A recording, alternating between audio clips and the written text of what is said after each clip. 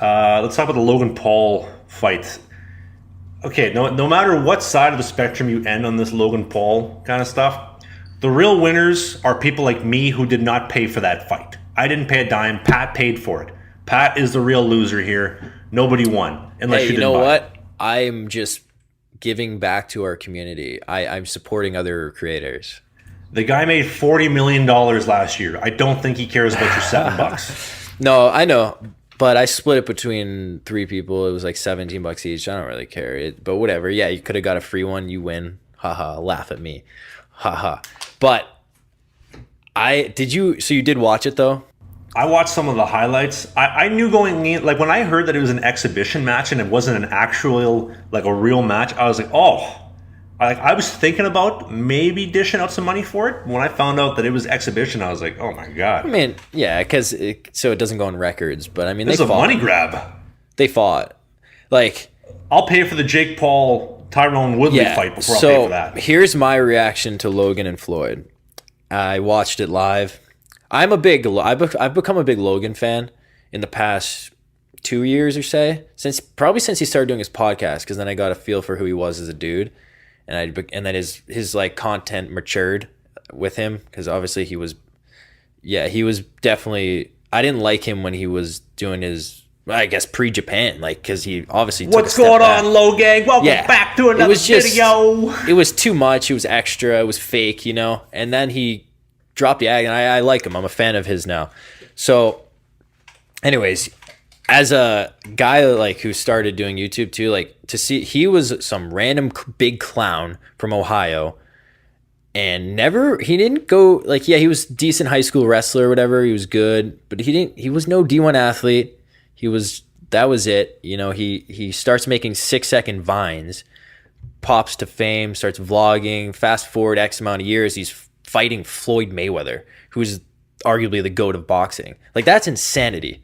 And that's super cool as like from his point of view, like as a kid who just grew up with a dream of like started doing video, and all of a sudden he's boxing Floyd Mayweather because of it. It's crazy. So I thought that was cool. The fight itself, I thought it was funny because I think Logan was way bigger and stronger than Floyd thought he was going to be. Like, we're talking about a 5 foot. He's what, 5'4", Floyd Mayweather. He's a small guy. Yeah, like 5'8", I think 5'8", and he's like, he weighed in 155. That's the heaviest he's ever been. And Logan was like almost just under 200. I think he was like 191, 6'1". By the time the fight happened, he was over 200. Yeah, and he's like 6'2", 3 area. He's a big dude. He was a giant in there, and it's funny because like Floyd couldn't beat him up. Like, he was trying to beat him up, and he couldn't do it. Like, he tried to play it like like, oh, I train in like 1-2 times a week, I had fun in there. I'm like trying to play it down, but he couldn't beat him up, and he was mad about it, and he was getting aggravated in the fight, and he, to me, was visibly embarrassed about it.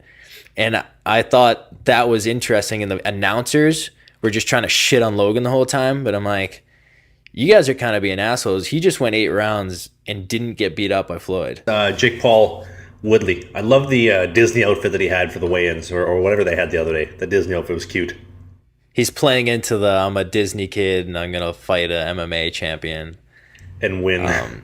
Yeah, so you think Jake will win? I think people really underestimate him, man. Yeah, they do. He's pretty good at boxing. He's come a long way.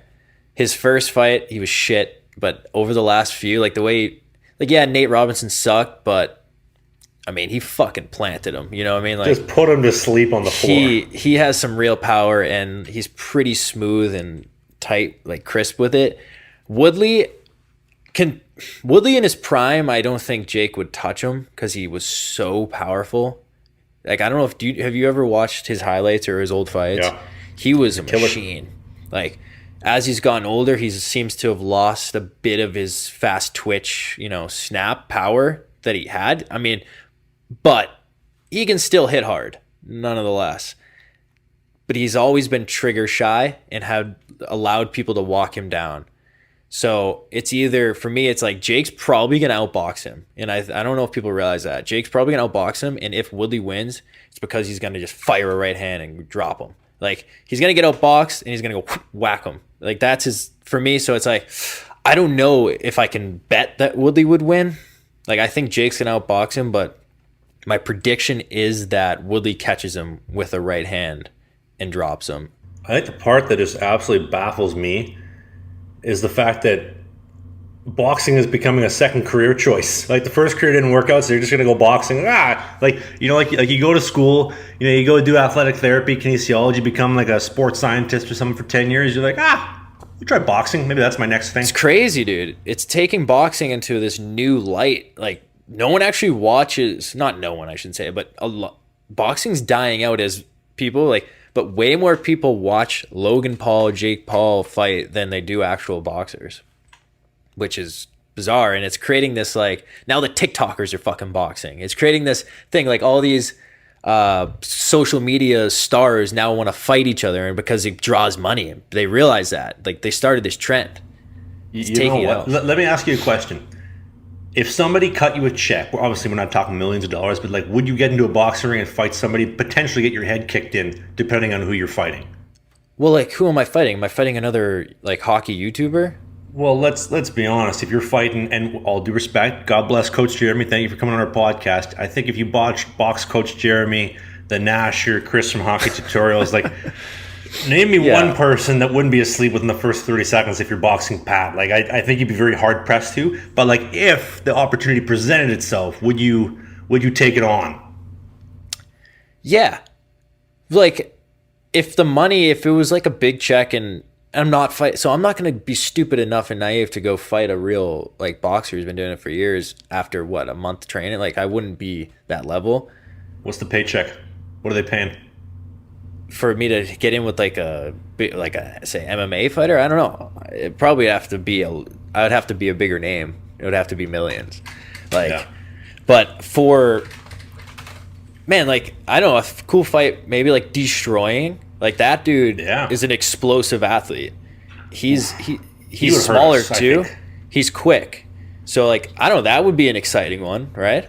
So, like, if you're fighting Destroying, like, you might be in trouble for, if Donnie lands a right on you or something. Destroying is fast. Like, he did that Challenger game thing, and I've seen him run 40-yard dashes. He's a fast, explosive guy. My job last month to pursue this biz. Big risk, big balls, bitch, I run this shit. Word to the wise, I'm a G, you don't know me. I just tripled last month in this whole week.